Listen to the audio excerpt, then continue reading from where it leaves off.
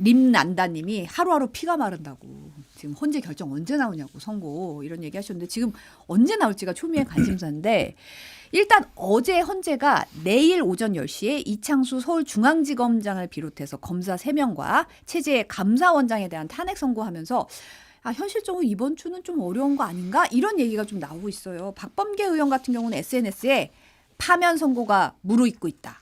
비어있는 날은 14, 17일 순항 중 이런 얘기를 했는데요. 그러니까 금요일 날 하거나 다음 주 월요일이 유력하다 이런 예측을 한 것 같아요. 뭐 이거 사실 누구도 모르는 거죠. 그런데 이제 어떻게 생각하세요? 다른 많은 분들은 또 18일 유력설도 얘기를 하고 있고요. 18일이요? 또 오늘 오전에 이제 여의도 기자분들 사이에 돌아다녔던 것은 21일 다음 주 금요일이 거의 확정적인 것 같다.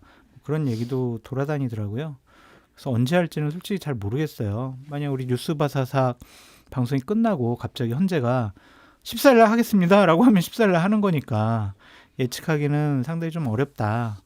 헌재 맘이다. 그렇게 좀 생각이 드는데 오전에 좀 기자들 사이에서 돌아다녔던 정보가 뭐냐면은 윤석열 대통령이 헌재 선고 관련 이제 문서를 수치를 거부하고 있다라는 거예요. 그 이제 체포영장 그때 거부를 했잖아요. 네. 수치 거부를. 그러니까 당사자에게 전달이 안 되니까 헌재가 선고 기일을 확정해서 발표하기가 지금 곤란하고 어려운 상황이다. 그런 얘기도 지금 떠돌아다니더라고요. 그래서 많은 여러 가지 유언비어일 수도 있고 정보일 수도 있고 상당히 혼란스러운 얘기들이 많이 돌아다니곤 있는데 어쨌든 늦어도 다음 주 금요일 21일 그때까지 아니면 그 전에라도 선고는 나올 것 같으니까 많은 국민들께서 힘들어하시고 어려워하시고 불안하시겠지만 조금만 기다리시면 결정이 될 것 같다 그런 생각이 듭니다. 이번 주는 힘들 것 같아요. 네. 보면 저도 14일로 뭐 한 달 전부터 그러니까 이번 주 금요일 날 나오지 않겠냐라고 그냥 추정으로 했었는데 분위기를 보면 아닌 것 같고 조금 늦어지고 있다라는 얘기들이 뭐 제가 추정으로도 그렇고 들리는 얘기로도 그러는 것 같습니다. 그건 왜냐하면 워낙 지금 너무 명확한 사건인데도 일부 잘못된 종교인들 뭐 전광훈 씨와 손현보 목사 같은 분들이 거리에 극우 목소리를 끄집어내면서 사회 갈등이 커졌잖아요. 그래서 헌재가 하나하나를 상당히 꼼꼼히 본다라는 얘기가 있더라고요. 네. 예를 들어서 단어 하나 이런 것까지 그다음에 쟁점에 대해서도 예를 들어서 뭐 이건 뭐 추정입니다. 예를 든 겁니다. 뭐 정치인 체포 관련된 거다 그러면 홍장원 차장의 메모다. 그럼 이걸 어떻게 서술할 거냐. 쟁점에서 그럼 빼버릴 거냐. 사실은 메모는 있지만 정치인 체포는 의도는 있는 걸로 보이지만 실행은 되지 않았었잖아요. 못된 거죠 사실은. 그런 부분들에 대해서 헌재가 꼼꼼히 의견을 나누고 있다. 평의를 그래서. 그러니까 예를 들면 쉽게 생각하면 이런 것 같습니다. 그러면 뭐 기각되는 것 아니야? 이렇게 생각할 수도 있겠지만 어떤 강도가 슈퍼마켓에 들어가서 물건을 막 훔쳤어요. 물건을 훔치고 기물을 때려 부수고 그러는데 뭐 보라복근 훔치고 맛동산 훔치고 그다음에 이렇게 움직이다가 현금 줄락기도 때려 부수고 그랬어요. 그러다 유리도 거울도 하나 깨졌는데 이 거울이 움직이다가 고의로 깬 게 아니고 그냥 사실 되게 약하게 놓여 있었다가 깨진 거냐 마냐 애매한 건 그럼 빼버리면 되거든요. 그러면 이 거울 하나 깬 거 빠졌다고 해서 이 강도가 아닌 게 되냐? 아니거든요. 강도는 맞습니다. 그래서 정말 사실관계에 명확히 맞는 것, 구체적으로 하면 CCTV로 확인된 것들, 또 헌재에 나와서 여러 증인들이 얘기하는 것들 있잖아요. 선관위 군대를 난입시켰다. 대통령이 얘기했잖아요. 내가 지시했다. 이런 부분들을 넣고 자 그럼 추가로 이런 것들은 어떨 거냐 이런 것들을 정리하는데 시간이 좀 걸릴 수 있다. 왜냐하면 이게 아직 형사재판은 이루어지지 않았잖아요.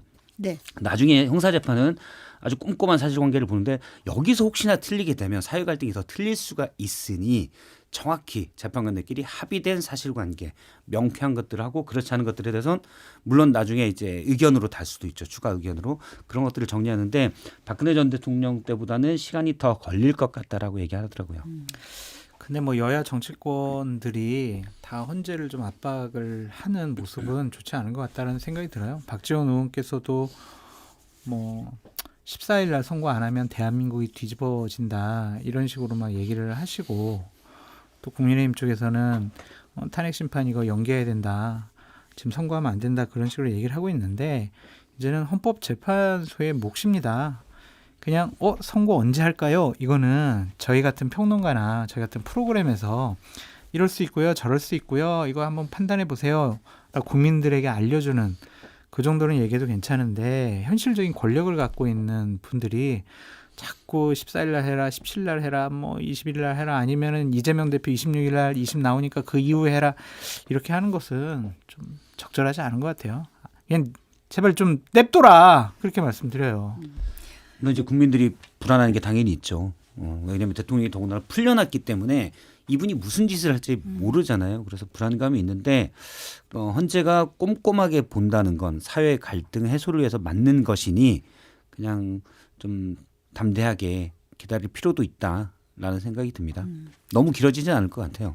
차분하게 기다릴 필요가 있다. 근데 이 와중에 국민의힘 소속인 이철우 경북도지사가 윤석열 대통령을 각하라고 불러서 탄핵을 각하시키자고 제안했다가 해당 글을 그야말로 비싹하는 일도 있었더라고요. 어떻게 보세요? 이런 자세? 각하 굉장히 오랜만에 들어보는 말이잖아요. 저는 그러니까 드라마에서 옛날 드라마에서 봤었는데. 예를 들어 뭐 저는 설마 진짜 이랬어? 어제 낮에 장 소장님이 얘기하셨는데 윤상현 의원이 뭐 의원직 총상퇴를 하자 이런 얘기들 사실은 정상인 줄 알았더니 많은 분들이 극우 지지층에게 구애하다가 본인도 비정상의 세계로 가는 이런 일들이 벌어지고 있고 본인이 그 길로 들어선 순간 주변을 보니 다 비슷한 사람이니 그게 정상인 줄 아는 이런 말도 안 되는 일이 지금 국민의힘에 넓게 벌어지고 있는 현상 같습니다. 예.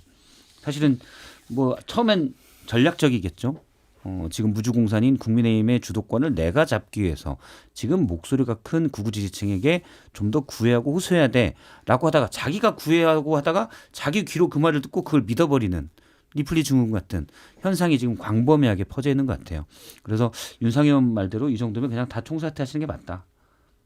이렇게 생각합니다. 저는 윤상현 의원부터 의원직 사퇴를 하고 예. 빨리 본회의에서 처리했으면 좋겠다. 예. 솔선수범, 모범을 보이셔라. 그렇게 말씀드립니다.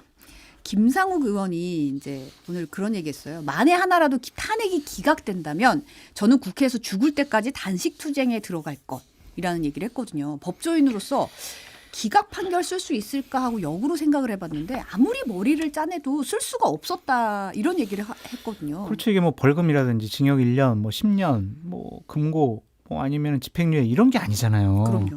헌법을 수호했냐, 수호할 의지가 있느냐, 그거를 판단하는 건데 아무리 생각을 해도 비상계엄을 선포하고 난 이후에 윤석열 대통령의 메시지나 헌법재판소에 나와서 하시는 말씀들을 보면 헌법은 무시하고 본인이 그냥 통치권이라고 퉁치면서 자의적인 통치 행위를 한 것에 대해서 해괴망측한 논리를 갖고 사례를 들어가면서 본인을 옹호하는 모습 보면은 저분은 헌법을 수호하거나 지키려고 하거나 앞으로 헌법을 준수할 생각이 전혀 없는 분 같아요.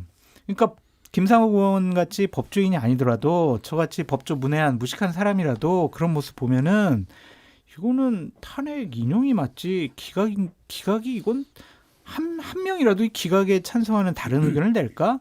그런 생각을 갖고 있는데 대통령실과 일부 윤석열 대통령을 강하게 옹호하는 쪽에서는 2명 확보, 기각으로 2명 확보했어. 그러니까 대통령 자중하고 좀 헌법재판소 재판관들 자극하지 않으면은 1명 더 보수 우파 성향 윤석열 대통령 임명한 재판관은 1명 더 기각으로 데리고 올 수 있어. 그러면 5대3 이거는 기각이고 윤석열 대통령 직무 복귀야.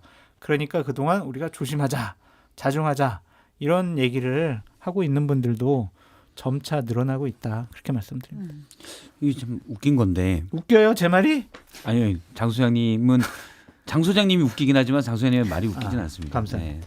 장 소장님 뭐 유머가 있으시죠. 근데 웃긴 건데 어제 그제부터 기각될 수 있다라는 말이 막 여의도에 퍼졌거든요. 찌라시로도 돌고 뭐 2명 확보, 1명 확보 이런 얘기도 돌고.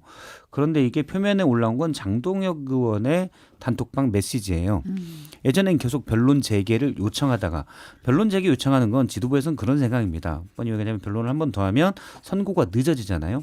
그러면 이재명 대표의 2심 있고 잘하면 3심까지 노릴 수 있다. 이런 계산 때문에 헌재 탄핵 선고를 계속 늦추려고 했던 건데 네.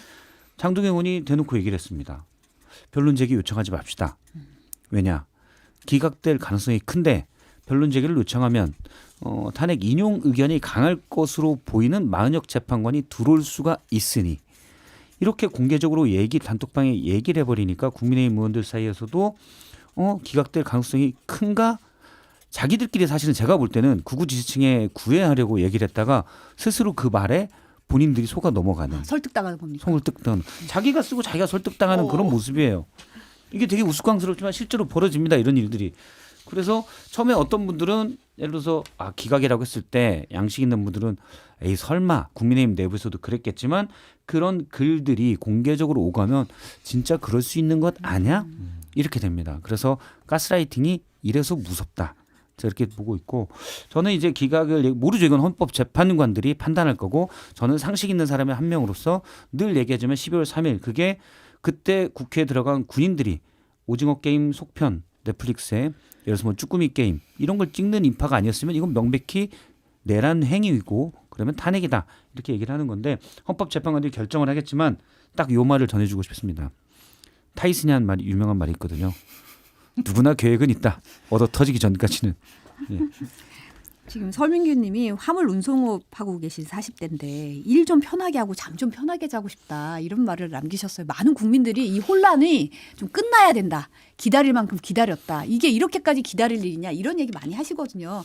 좀 조만간 또 예. 결과가 나올 거라고 저도 생각하고 일요일 날 막 짜증이 확 났었는데 짜증이 예. 제가 웬만하면 안 나는데 확 나더라고요.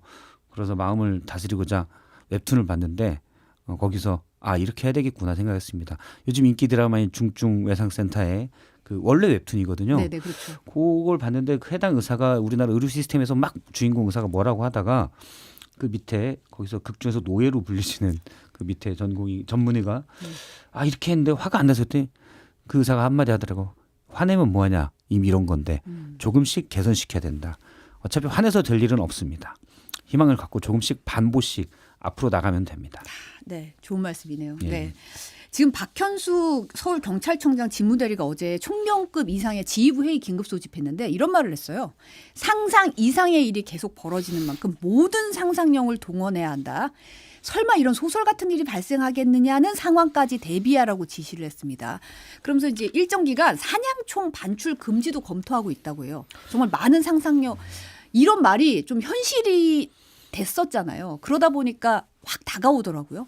저는 반출 금지를 넘어서 가지고 반출돼 있는 것도 지금 회수 조치를 해야 된다라는 좀 생각을 갖고 있고 당일날 정말 상상력을 뛰어넘어 가지고 정말 각국의 다양한 사례를 모든 걸 다 검토를 해서 준비를 철저히 해야 되는데 가장 기본적인 요건은 뭐냐면 압도적인 경찰력을 동원하고 배치해야 돼요.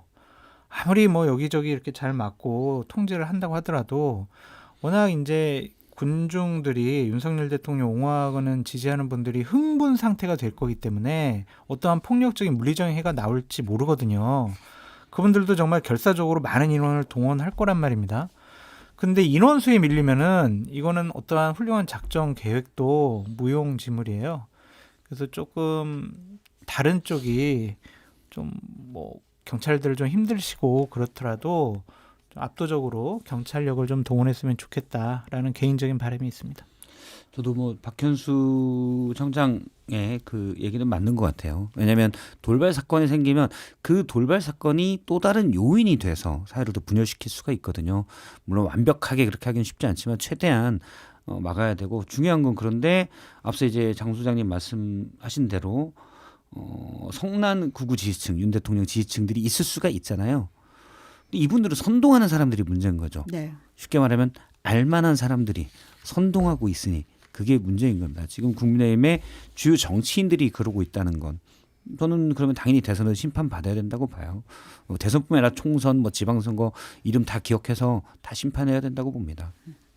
지금 이 와중에 더불어민주당이 오늘 오전에 최근 여러 의원들에게 러시아제 권총을 밀수해서 이재명 대표 암살하려고 한다는 제보가 들어왔다. 경찰에 신변보호 조치 요청할 것이라고 밝혔어요. 황정화 대변인이 이제 군 측에서 들어온 제보라고 전했는데 좀 무서운 얘기네요. 뭔 일이 벌어질지 모르겠어요. 그래서 정말 정치인 분들이나 좀 윤석열 대통령과 관련돼서 주요한 증인을 하신 분들 같은 경우에 신변보호를 해야 될 것 같다라는 좀 생각이 들고, 여기 MBC라든지 우리 박성태 실장님도 신변보호 요청하시는 것이 어떨까. 저는 분당사입니다. 오, 저는 부산에서 올라왔어요 지금. 그래요? 네. 오래 걸렸나? 네. 그래서 이거는 저희가 뭐 약간 농담처럼 얘기했지만은 워낙 과흥분 상태가 네. 될 수밖에 없어요. 그래서 뭔 일이 벌어질지 모르기 때문에 안전에 정말 만반을 다 기하셨으면 좋겠다라는 생각이 듭니다. 탄핵 심판이 결정 나는 거 중요하지만 더 중요한 것은 대한민국 국민들의 생명과 안전, 여러 가지 인명 피해가 나지 않는 게 더 중요하다고 생각이 듭니다. 저도 같은 의견인데, 근데 이제 사실 저런 거는 좀 비밀리에 해야 되지 않나. 당연히 주요 정치인들, 특히 야당 정치인들, 여당 정치인도 마찬가지라고 봅니다. 뭐 신변보호를 더 해야 되고 맞는데, 저런 용어들을 자꾸 얘기하는 거는 전 부작용이 더 크다고 봐요. 오히려 그 이슈에 대한 프레임이 생기면서 더 사회를 자극할 수 있어서 그냥 할 일은 하되 우리가 좀 더 침착해야 된다라고 생각을 합니다. 지금 사실 민주당이 이제 광화문 광장에서 천막투쟁 그렇죠. 돌입하고 뭐 초선 의원들 삭발하고 재선 의원들 단식 돌입하고 중진들은 이제 기자회견 서한 이래서 이제 윤석열 대통령 파면 호소하고 있는 상황인데, 이재명 대표가 이제 오늘은 당내 비명계 인사들과 국난 극복 주제로 시국 간담회 갖는다고 하고, 근데 이제 다른 이제 공개되는 외부 활동은 조금 조심해야 되는 이런 제보도 있고 해서 좀 그럼요. 그런 분위기는 있는 것 같더라고요. 근데 어쨌든 민주당 분위기는 결사항전 할 수 있는 건 다 하겠다 이런 상황인 것 같아요. 야당으로서는 이제 어쩔 수 없는 뭐 단계적 투쟁 방법인 것 같은데, 이게 결국에는 헌재를 압박하는 모습으로 나타날 수밖에 없잖아요. 그게 저는 맞는 것인가라는 좀 생각이 들어요. 거리에서 국민의힘의 중진 의원들이 지지자들과 함께 헌재를 공격하고 뭐 난입하고 뭐 깨부수자 뽀개자 막 이런 발언들까지 했잖아요. 그런 발언들도 좀 정말 잘못됐고 적절하지 않고, 그런 사람들은 법적인 처벌이 이루어져야 된다라는 좀 생각도 들고, 어쨌든 더불어민주당도 이렇게 투쟁하는 모습을 단계별로 강화시키는 것이 과연 옳을까. 정치권은 사회와 대한민국이라는 공동체에서 사는 국민들을 좀 차분하게 안정시키고 흥분하지 않도록 좀 자중시키는 것이 좋을 것 같은데, 본인들부터 냉정함을 잃고 저렇게 흥분된 모습을 보이게 되면은 지지층들은 더 흥분하고, 그것이 자칫 잘못하면 물리적인 충돌, 폭력 사태로 번질 수가 있거든요. 그래서 저는 정당이나 정치인들이 자꾸 광장으로 나가서 투쟁을 하는 것은 좋지 않은 것 같아요. 여의도 국회라는 정치 투쟁의 장을 합법적으로 마련해 놨기 때문에 이 거리의 투쟁은 정말 최후의 수단이 되어야 하는데, 지금은 헌재의 시간이라고 생각이 들거든요. 그분들이 어떠한 정치적인 외압이나 여론의 압력에 굴하지 않고 오로지 헌법과 법률 간의 양심으로서 판단할 수 있도록 좀 내버려 두는 것이 어떨까, 그런 생각이 듭니다. 저는 윤석열 대통령이 석방된 다음이기 때문에, 그리고 석방이라는 것 자체가 예를 들어서 탄핵 심판과는 전혀 무관한 형사재판에서 극히 일부의 절차를 가지고 판사와 또 검찰총장이 그걸 인정하면서 이루어진 거잖아요. 그런데 이제 인식의 문제이기 때문에 많은 또 극우 지층이 그러면 탄핵도 기각되는 건 아니야라고 연계를 이미 시켜버렸어요. 사실 전혀 상관없는 건데 날짜만 진짜 잘해봐야 일주일 정도 미뤄지는 그런 영향만 있을 뿐인데, 그렇기 때문에 약간 뭐랄까, 앞서 제가 이제 가스라이팅의 위험성을 얘기했잖아요. 요 가스라이팅이 조금씩은 있는 것 같아요. 그래서 민주당이 장외 집회를 하는 것, 이 부분에 자, 대통령의 탄핵을 요구하는 정당하고 당당한 목소리가 이렇게 많다.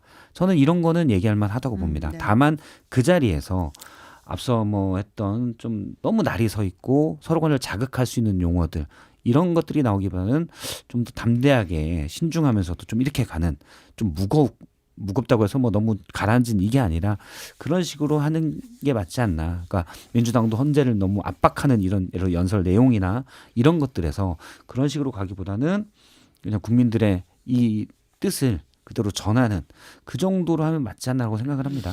이렇게 거리에 나와서 정치 투쟁을 하게 되면은 꼭 정치권이 해결해야 되고 민생 문제에 집중해야 될 부분들을 간과할 수가 있거든요. 지금 전 국민연금 개혁 절호의 기회라고 생각을 하는데 그것도 이제 못하게 될 것이고 의료 대란 이거 정말 많은 국민들 너무나 힘들어하고 계시거든요. 이런 것과 관련해서도 정치권에서 손 놔버리는 듯한 모습을 보이는 것은 옳지 않다라는 생각이 듭니다. 근데 사실 이제 윤석열 대통령 석방이 이 모든 분위기의 흐름을 좀 확 돌렸다고 볼 수도 있는 거고 이때까지의 찬성 그 탄핵 반대하는 그런 집회들이 헌재를 직접적으로 공격했거든요. 부셔야 된다, 문제 있다 이런 식으로 나서다 보니까 이런 평화 시위를 통해서 또 시민들의 뜻을 또 얘기하는 것도 또 어떤 측면에서는 좀 야당으로서는 좀 취하고 있는 그런 태도가 아닌가 그런 분위기 아닌가 이런 생각도 들긴 하더라고요. 사실은 윤석열 대통령 계엄 때문에 대한민국 국민 대부분이 어떤 대한민국 국민으로서의 자긍심 이런 게 많이 깨졌잖아요. 이상한 자를 대통령에 뽑아놨더니 우리의 국격을 이렇게 떨어뜨려? 그런데 그거를 솔직히 바로 만회시켰던 저는 정말 수십만 수백만 이렇게 모였는데도 질서가 유지됐고 어떤 뭔가 신명으로 본인의 목소리도 얘기했던 그 응원봉 네. 탄핵 집회 이런 것들이 국격을 다시 높여줬던 이런 거예요. 물론 그 다음은 뭐 탄핵 반대 이상한 목소리 뭐 계엄은 나쁘지만 탄핵은 안 된다. 이런 해괴한 논리들 이런 것 때문에 다시 국격이 좀 떨어지긴 했지만 그래서 그 응원봉 집회의 모습에 대해서 야당이 좀 배워서 그냥 그런 톤으로 하면 어떨까 싶습니다. 지금 국민의힘 같은 경우는 어제 이제 윤석열 대통령 석방 이후에 처음으로 의원총회를 열었는데 이제 당 일각에서는 장외투쟁 우리도 나서야 된다, 우리도 뭐 해야 된다 이런 목소리가 있었는데 지도부에서 장외투쟁은 하지 않겠다 이렇게 선을 그었어요. 그런데 이제 일부 의원들이 헌재 앞에서 릴레이 시위하고 이런 거는 개별 행동이니까 제지하지 않겠다 이런 입장이더라고요. 지도부로서는 국민과 당원 사이에 곤혹스러운 결정을 할 수밖에 없다라고 보여집니다. 대선을 치러야 되는 지도부 입장에서는 그냥 당원들과 당 지지자들이 원하는 방식의 투쟁과 메시지를 내기만은 어렵잖아요. 그래서 대선을 앞두고 참 우리 상황 처지 곤란해요. 아 힘들어요. 그런 표현이 아닌가라는 생각이 드네요. 이게 이제 양 당의 상황을 보면 명확합니다. 서로 알고 있다는 거죠. 지금에 있어서 민주당은 나가서 대통령의 탄핵을 강하게 요구를 해도 대선에서 불리하지 않다가 되잖아요. 오히려 지지층만 결집시켜야 하는 게 아니라 중도층도 좀 더 결집을 시킬 수 있다. 물론 여기서 선을 너무 넘어가 버리면 이제 다시 또 역효과도 날 수 있지만 그런 건데 국민의힘은 지도부 차원에서 못 나가잖아요. 아는 거예요. 대선에서 우리가 이렇게 했다가는 본선에서 불리할 수 있겠다. 그래서 공식적으로는 얘기를 못 하는 겁니다. 이게 명확하게 그 탄핵에 대한 어떤 유권자들의 목소리가 어디 있는지를 정치인들이 그냥 피부로 알고 있다. 그걸 드러내는 방증이라고 봅니다. 지금 권성동 원내대표가 어제 의총에서 이제 지난 9일 저녁에 관저에서 이제 윤 대통령 만나서 나눈 얘기에 대해서 추가로 공개를 했는데 윤 대통령이 나는 괜찮다. 오로지 국민과 나라만 생각하겠다. 아주 의연한 모습을 보여주셨습니다. 뭐 이런 얘기를 했어요. 윤 대통령이 이제 구치소 앞에서 어퍼컷 대신에 잽 세 방을 이렇게 딱 날리면서 약간 올라가려다가 마는 약간은 신중한 모습.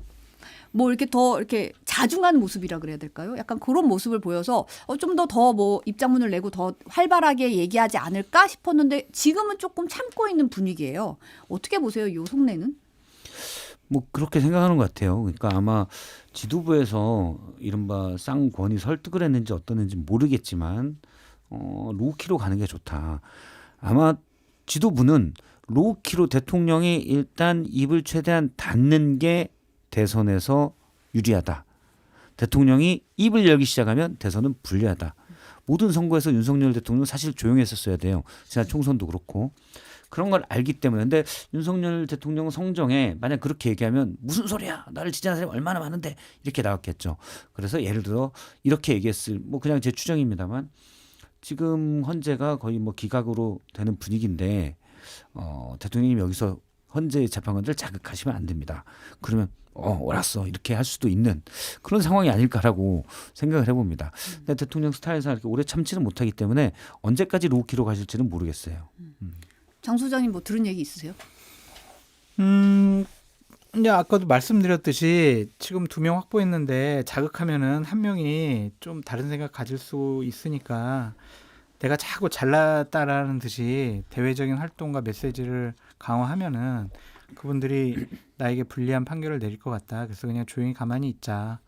그럴 수도 있고 이미 기각인데 내가 그냥 조용히 기다리면 되지. 그렇게 생각하는 거일 수도 있다라고 보여지는데 이게 맞죠. 자중하고 가만히 있는 모습 맞지. 되게 특이하고 잘못된 행위가요. 구속 취소 풀려났을 때 100m 정도 취임식 카퍼레이드 하는 것처럼 걸어다니면서 지지자들한테 주먹 불끈하고 인사하고 웃으면서 이게 전직 대통령으로서 이게 할 일입니까? 이게 말이 안 되는 일을 한 거죠. 그래서 그때 지금 자중하면서 그때 본인 행동도 반성하시라 그렇게 말씀드려요. 이 지금 대통령이 다 이제 정상적인 사고를 하고 있다, 객관적으로 세계를 바라보고 있다라는 걸 전제로 지금 이렇게 해야 되거든요. 네. 근데 거기서부터가 틀렸어요. 전제가 그렇죠. 대통령은 객관적으로 세계를 바라보고 있지 않아요. 객관적이면 조금이나마 객관적이라면 12월 3일 날 그렇게 겸할 수가 없죠. 지금 자막에 계속 나오는 나는 괜찮다. 오로지 국민과 나라만 생각하고 있다. 제발 생각하지 말아주세요. 이건 뭐냐면 대통령은 제가 몇 차례 얘기했지만 그러니까 피해망상에 빠져 있는 스토커입니다. 본인이 사실은 계엄을 한 것도 물론 뭐 김건희 특검법을 막기 위해서 뭐 여러 가지가 또 있겠지만 기본적인 명분은 나라 생각해서 한다는 거예요. 반국가 세력이 있고 그렇죠. 부정선거가 있고 예. 네. 피해망상에 빠져 있어요. 제일 위험한 분이 전략적으로 거짓말하는 것보다 피해망상에 빠져 있는 겁니다. 거기다 스토커까지 해요. 제발 생각하지 말아주세요. 예. 근데 지금 사실 그 차담회가 한 30분 정도 있었다고 하잖아요. 지도부 쌍권과 분위기가 좀 그렇게 좋지는 않았다는 얘기가 좀 들리는 것 같던데. 썰렁했대요. 썰렁했다. 네. 이제 이거부터 막 물어봤다라는 얘기가 있어요. 그냥 소문에. 아니 저번에 구치소에 면회 왔을 때 개인 자격으로 왔다며? 지금은 뭐 지금도 개인 자격으로 온 건가? 나 지금 관제 면담하러 온 거? 이거 당대표로 온 건가? 아니면 원내대표로 온 건가? 아니면 또 개인 자격으로 온 건가? 아닙니다. 저희 지도부의 일원으로 온 겁니다. 아, 이 사람들 너무하네. 진짜 내가 풀려나니까 이런 식으로 변신하나? 막 이렇게 당시에 구치소에 면회 온 것에 대해서 그 당시에 권성동 원내대표가 했던 메시지에 대해서 상당히 좀 섭섭해했다. 그런 얘기가 있고요. 솔직히 윤석열 대통령 성정상 당을 잘 관리해줘서 고마운 사람이잖아요. 공식적으로는 그런 메시지를 냈잖아요. 그러면 30분 동안만 만나고 차만 마시고 보냈겠냐고요. 아, 주한상이 나와야 되나? 아이 그럼요. 아유 정말 고생 많이 했네. 내가 저기 어사주 한번 내릴 테니까 같이 소주 한잔 하면서 우리 그동안 당 어떻게 관리했고 내가 좀 구치소에서 느꼈던 거 내가 좀 얘기 좀 하고 싶어. 좀 앉아봐. 시간 있지? 저기 술 좀 내와. 이제 이게 스토리가 맞는 건데 30분 동안 차 한잔 먹고 가 이것은요. 그냥 나 너희들 보기 싫어. 너희들 당대표 뭐 비대위원장 원내대표 하는 거 나 마음에 안 들고 나한테는 윤상현 나경원이 최고야. 강승규 최고야. 저로 가. 이러한 분위기가 아니었을까. 제가 양념을 좀 쳐서 얘기하면 그 정도 아닐까 싶네요. 저도 뭐 그렇게 봐요. 그 전제가 망상에 살고 있기 때문에 여전히 그러면 그때 개인 자격으로 왔다? 대통령이 생각할 때 어떻게 생각했어요? 나는 나라를 구하기 위해서 구속, 무기징역을 무릅쓰고 계엄까지 하다가 실패해서 아마 본인 생각엔 반국가 세력에 의해서 실패해서 이렇게 영어의 모임이 돼 있는데 지금 개인 자격으로 왔다고 너희들이? 우리로서는 상상이 안 되지만 아마 본인은 그렇게 생각할 거예요. 그래서 여전히 그 세계에 살고 있습니다. 아마 조금이라도 객관적인 게 있다면 뭐 주판하다 사실은 튕겨봐야죠. 탄핵 가능성이 꽤 있고 본인 생각에 있고 그러면 대선을 우리 당이 어떻게 이런 외연 확장을 어떻게 해야 되는지 이른바 쌍권 잘했어 한다든지 이런 게 돼야 되는데 아닌 거예요. 이분 세계는. 그냥 본인은 어떤 뭐랄까요. 뭐 약간 반순교자의 이미지를 혼자 떠올리고 있는 그런 거기 때문에 저런 태도들이 나온다. 이렇게 볼 수가 있습니다. 사실 윤석열 대통령 속방으로 인해서 여권의 대권 주자들 움직임은 상당히 조심스러워졌어요. 행보가. 뭐 오세훈 서울시장 같은 경우는 어제 국회에서 안보 관련 토론에 참석을 했는데 그 전에 사실 토론에 참석했을 때보다는 현역 의원 참석이 인원이 확 줄었다 그러더라고요. 뭐 한동훈 대표가 전 대표 같은 경우는 부산에서 콘서트 한 다음에 그 다음 일정이 지금 제대로 공지가 안 되고 있어요. 약간 수년하는 조금 언론 인터뷰에 집중하는 분위기가 보이더라고요. 대입 수능 날을 앞두고 이제 눈치 작전하는 거죠 이제. 오세훈 시장 같은 경우에는 이 토론에 현역 의원이 9명밖에 안 왔다고 하더라고요. 9명이요? 지난번에는 48명 그렇죠. 왔는데 현역 의원들이 지금 눈치 보는 거예요. 아, 같이 사진 찍고 이럴 분위기 아니다. 그럼요.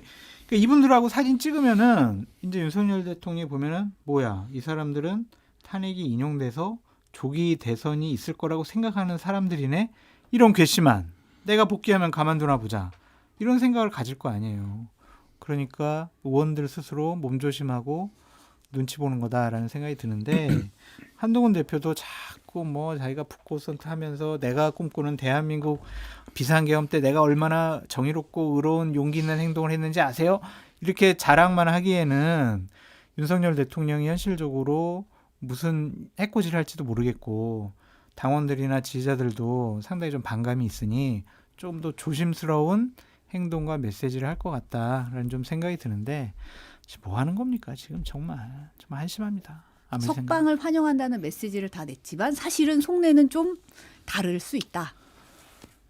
그 겉과 속이 다르다고 봐야 되겠죠. 뭐 안동훈 대표도 꼬였죠. 약간은. 왜냐하면 이재명 대표 결심이 있는 날 그리고 윤석열 대통령 구속된 뒤에 책도 출간하면서 그때부터 본격적인 이제 윤석열은 지나간 사람이다라고 하면서 선을 긋고 본인이 미래를 얘기하려고 그랬는데 그래서 이재명 대 한동훈 구도로 만들려고 했는데 갑자기 툭 윤석열 대통령이 나왔어요. 그러니까 지난 총선에서 사실은 윤석열 그러니까 이재명 한동훈 구도로 총선을 치르려고 했던 게 한동훈 비대위원장의 생각이었는데 윤석열 대통령이 무슨 소리야? 내가 이렇게 인기가 많은데 그러면서 여러 뭐 민생 관련 뭐 설명회도 하고 이런 거 하면서 또 예를 뭐 이종섭 대사 이런 부분도 있고 하면서 총선을 국민의힘 입장에서 망쳤잖아요. 아마 한동훈 대표는 지금 그 상황이 오고 있는 것 같다. 이런 생각을 할 것도 같고. 근데 사실 더 스텝이 꼬인 건 오세훈 시장입니다. 오세훈 시장은 탄핵 찬성과 처음엔 반대했다가 탄핵 찬성을 했지만 아무래도 본인이 극우 느낌이 좀 덜하다 보니 경선에 경쟁력이 없다 생각해서 애매한 스탠스를 취해왔거든요. 모호했죠, 상당히. 그렇죠. 그래서 뭐 헌재 흔들기에 동참하는 모습도 보였고 어제도 변론을 재개해야 된다고 주장하기도 했었고 그런데 대통령이 이제 나와버렸어요. 모든 주도권을 윤석열 대통령이 극우의 상징, 정점, 코아가 가져갔습니다. 그러면 이제 오세훈 시장은 오히려 스탠스 잡기가 애매한 거예요. 그러니까 윤석열 대통령한테 아유 잘 지내셨습니까? 하고 친한 척을 하든 아니면 저분은 탄핵돼서 나가야 돼라고 하든 둘 중에 하나를 선택해야 되는 순간이 아닌데 기존에 분명한 모습을 보이지 않았기 때문에 그 점은 한동훈 대표보다 훨씬 더 스탠스가 꼬였다 이렇게 볼 수가 있겠습니다. 지금 이 와중에 이제 국민의힘 이철규 의원 아들 부부가 액상대마 수수 미수 혐의로 뒤늦게 수사 대상에 올랐는데 그 일요신문에 이런 얘기했어요. 다 배우가 있다. 악질적으로 말하는 이들은 다 한 딸들이다라는 주장을 했습니다. 그러니까 친한계에서 음모론으로 정적의 지지자들을 겨냥했다. 만물 한동훈 설이냐 이러면서 황당하다는 반응을 좀 보였는데요. 이철규 의원이 왜 이렇게 억울해할까요? 그냥 본인의 어떠한 정치적, 법률적, 도덕적인 불리함을 극복하는 가장 좋은 수단은 음모론이에요. 사실은 배우가 있다. 누군가 나를 해코지 하려고 하는 거다. 우리 아들은 진짜 억울하다. 군대 있을 때 선임이 억지로 펴보라고 해가지고 핀 거고 또 경찰은 이게 막 미행을 하다가 뭐 별거 안 나오니까 그냥 수수 미수 이런 식으로 엮어 넣었다. 이게 진짜 억울한 거다. 이런 식으로 항변을 하잖아요. 뭐 부모의 마음일 수도 있고 아니면은 윤핵관으로서 유력 정치인으로서 나는 잘못 없어. 나는 몰랐어. 나는 압력 행사 안 했어. 이런 것들을 밝히고 주장하기 위해서 이런 음모론을 제기하는 것 같은데 어쨌든 좀 부적절한 일이잖아요. 그러면 좀 대통령처럼 자중하시면서 좀 반성하시고 뭐 가족 관리 잘 못한 것도 정치인으로서는 하나의 큰 약점이 될 수 있거든요. 이런 식의 옹호하면서 한동훈 배우설을 얘기하는 것은 이철규 의원이 여당의 중진 의원으로서 적절하지 못한 처신을 하고 있다라고 볼 수밖에 없죠. 저는 뭐 계속 그 아들 문제와 이철규는 분리해서 생각을 해야 된다라고 생각했고 30 넘은 아들이 뭘 하냐. 뭐 아들은 물론 잘못했지만 그걸 뭐 이철규한테 책임을 물을 수는 없다고 봐요. 물론 말씀하신 것처럼 정치인이 가족 관리를 좀 잘 해야 된다. 이 부분도 그렇지만 사실은 이렇게 관리 쉽지 않거든요. 아들도 관리 안 되는데 며느리까지 관리한다? 이거 쉽지 않아요. 그래서 대신 이철규 의원에 대해서는 경찰이 53일 만에 검거에 나섰고 혹시 사건을 윤석열 대통령의 계엄, 탄핵 이런 것들이 없었으면 경기경찰청장까지 했고 치안정감을 했고 경찰 내 정보통이었던 이철규 의원이 막강한 영향력을 해서 사건을 무드려 했던 것 아니냐라는 의혹이 있었잖아요. 그러니까 아들의 대마 사건과 별개로 저는 만약에 이철규 의원이 본인의 직위를 이용해서 그런 걸 했다면 이거는 밝혀져야 된다라고 봤는데 지금 이철규 의원이 들고 나온 건 배우설이에요. 배우설이란 건 뭐냐면 내가 경찰을 움직인 게 아니라 나를 싫어하는 다른 사람이 경찰을 움직였어라는 게 지금 배우설이거든요. 이거는 제가 볼 때는 본인이 경찰을 움직였다는 의심을 막기 위해서 더 강한 걸 상쇄시키려고 다른 배우설을 가지고 왔다라고밖에 생각이 안 돼요. 그러면 그래서 오히려 전 더 약간 그게 의심이 가는 물론 의혹입니다. 증거는 없지만 그게 더 의혹이 가는 그런 상황인 것 같습니다. 근데 사실 아들 부부, 그러니까 아들과 며느리가 지금 연루가 된 거잖아요. 이 저 미수에 그 액상대마 미수 혐의에. 근데 배우가 있다 그러면 누가 그거를 주는 거가 배우가 있는 건가요? 예를 들어 함정 수사가 아니면 그냥 아들이 원래 대마를 싫어하는데 이거 좀 아주 장기간에 걸쳐서 대마에 노출시키고 그럴 거 아니면 그냥 기껏해야 함정 수사잖아요. 근데 그런 건 아닌 것 같고 이를 미행했다고 하는데 경찰도 밝힌 바가 있습니다. 일단 조직 유통망들을 잡기 위해서 통신 네트워크나 뭐 이런 것도 쭉 봤다. 그런 얘기를 했고 그걸 뭐 그리고 마약 사범이면 미행해야죠. 성정 앵커님 너무 심각하게 논의하지 마시고요. 그냥 패스하시면 될 것 같습니다. 이 부분은 수사로 밝혀져야 될 부분이니까요. 이 부분 좀 보여야 될 것 같고요.